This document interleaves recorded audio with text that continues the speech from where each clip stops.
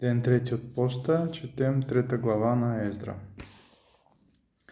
И като настъпи 7-я месец и израеляните бяха в градовете си, народът се събра като един човек в Йерусалим.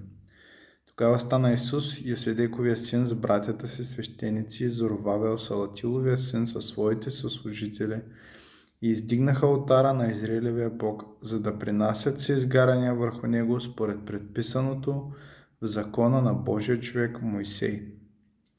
И макар че се бояха от народите по онези места, поставяха олтара на мястото му и принасяха върху него всеизгаряния на Господа, всеизгаряния сутрин и вечер.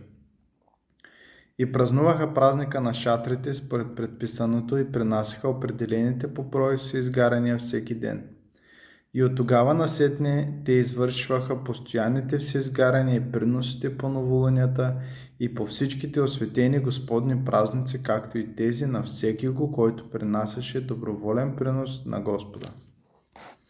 От първия ден на 7-я месец започнаха да принасят всеизгаряния на Господа, макар основите на Господния храм да не бяха още положени. И дадоха пари на каменоделци, на дърводелци, и дадаха ядене и пиене и дървено масло на сидонците и на тиряните, за да докарат кедрово дърво от Ливан по морето при Йопия с позволението на персийския цар Кир. И във втория месец на втората година от завръщането им при Божия дом в Йерусалим, Зоровавел, Салатиловия син, Исус, Йоседековия син, и другите им братя свещеници и левити и всички, които бяха дошли от плена в Йерусалим, започнаха да работят и поставиха левитите от 20 годишна възраст и нагоре да надзирават строителството на Господния дом. И Исус, синовете му и братята му, Кадмил и синовете му и потомците на Юда станаха като един човек, за да надзирават работниците при Божия дом. И синовете на Хенадат с техните синове и братя, всички левити. И когато зидарите положиха основите на Господния дом, поставяха свещениците с одеждите им и страби и левитите, Асафовите синове с кимвали, за да хвалят Господа според наредбата на Израилевия цар Давид. И пееха антифонно или последователно пеене на два хора, като хваляха Господа и му благодаряха, защото е благ, защото до века милостта му към Израил. И целият народ нададе голямо възклицание и хвалеше Господа, понеже основите на Господния дом бяха положени. Обаче мнозина от по-старите свещеници, левити и началници на бащини домове, които бяха видели първия дом, плачеха със силен глас, когато се полагаха основите на този дом пред очите им, а мнозина други възклицаваха от радост. И никой не можеше да различи радостните възклицания от плача и риданията, защото глъчката беше голяма и се чуваше далеч. Лично на нас Бог много ни говори с тези следващи глави, 3, 4, 5. Тук има няколко принципа, които накратко ще споделя, които вярвам ще послужат, и вече всеки нека си дълбае за повече плодове.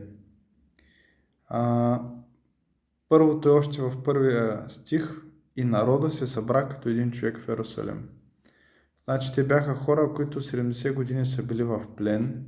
Предполага се, че са изгубили своята идентичност за толкова време.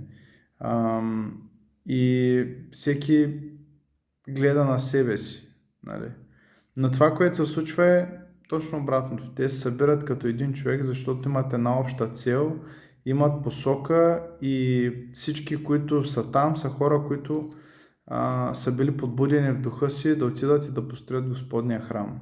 Тоест единството идва от любовта ни към Бога, от стремежа ни към това да вършим Неговата воля, и тая всеотдайност наистина да гледаме на Неговото дело, а не на нашите различия и на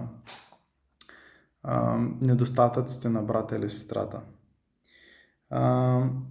Второто важно нещо е следното: и макар че се бояха от народите по онези места, поставиха олтара на място му и принасяха върху него всеизгаряния на Господа всяка сутрин и вечер. Това е 3 стих. Какво ни учи това?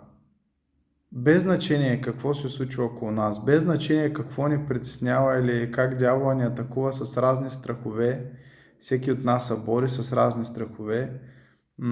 Това, което Бог ни призовава, е да издигаме алтара, да бъдем верни, да го чакаме сутрин, да го чакаме вечер, да издигаме ръце чисти и святи без пререкание, да плачем към Бога, да се смеем с Бога, без значение от ситуацията.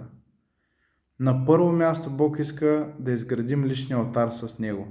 По-надолу четем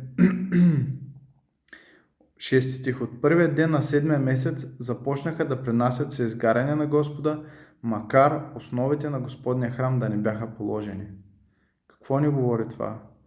Те не бяха изградили храма, нямаше сграда за църквата, нямаше система готова и изготвена, нямаше ги още свещениците, нямаше ги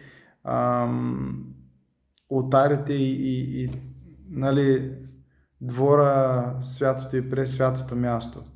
Но копнежа им по Бога ги водеше да имат лични взаимоотношения с Бога и да му служат, да принасят жертви угодни на Него, без значение, че Господния храм не беше съграден. Вярвам, че това е в сърцето на Бог за Неговата църква, че Той не гледа на физическия храм, не гледа на сградата, Той гледа на сърцата на хората и иска наистина в това време на пост и молитва да се обърнем към Него, да бъдем единни с Него и в Него един с друг и да принасяме жертви угодни на Него, пост и молитва, да се грижим за хората в неравностойно положение, да помагаме на сираците и вдовиците и да го правим заедно. Това е истинската църква. А не е сградата, служението, службата. Всичко това е добро и после виждаме как Бог възстановява храма. Но преди да се възстанови или преди да се изгради какъвто и да е храм, първо трябва да бъдат изградени сърцата ни и взаимоотношенията ни с Бога. И не на последно място, след като се изгражда храма, вярвам, че тук можем да се разпознаем ние като събрание, като хора. Когато положиха основите, пише всички възклицаваха. Казвам, младите от радост, по-старите, като знаеха първия храм, плачеха, но не можеше да се различи кой плаче и кой се радва. И това е нещо, което отново вярваме в сърцето на Бог и положено като един основен принцип в събранието. Наистина да не гледаме на човека до нас как хвали Бога или как реагира на Божието присъствие. И всеки е свободен, било то да се смее, да плаче, да преживява Бога по начина, по който Бог му е вложил там, докъдето е стигнал. И също да разпознаваме наистина, че понякога за нас някои неща изглеждат нови и вълнуващи, докато по-старите във вярата вече са минали по този път и това предизвика в тях различни емоции, различна реакция. Трябва да се почитаме за това нещо и да се грижим едни за други, наистина да не пренебрегваме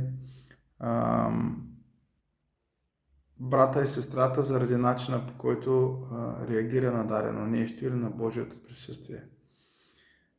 Това е един стремеж, който да продължава да се изгражда и вярвам, че един принцип, който е положен като основа. Така че благодарим ти, Татко, наистина за всичко, което правиш за нас. Ето, издигаме ръце, святи, без гняв и пререкание. Издигам ръце с моите братя и сестри, който иска да стои в съгласие Божие. Искаме да бъдем едно, да ходим като един човек, да бъдем както Твоя народ, който е ходил, който е вършил нещата като един човек и в нашето единство да се прослави Твоето име, да ходим в Твоята сила, в Твоята свобода, мъдрост, любов и състрадание. Бъди издигнат и прославен. Благославям всеки един, който слуша, ако има нужда от изцеление, нека бъде здрав. Ако има нужда от освобождение, нека бъде свободен в името Исус Христос от Назарет. Нека сила се влее във всеки един, нека бъде укрепена всяка душа. В името Исус Христос. Амин.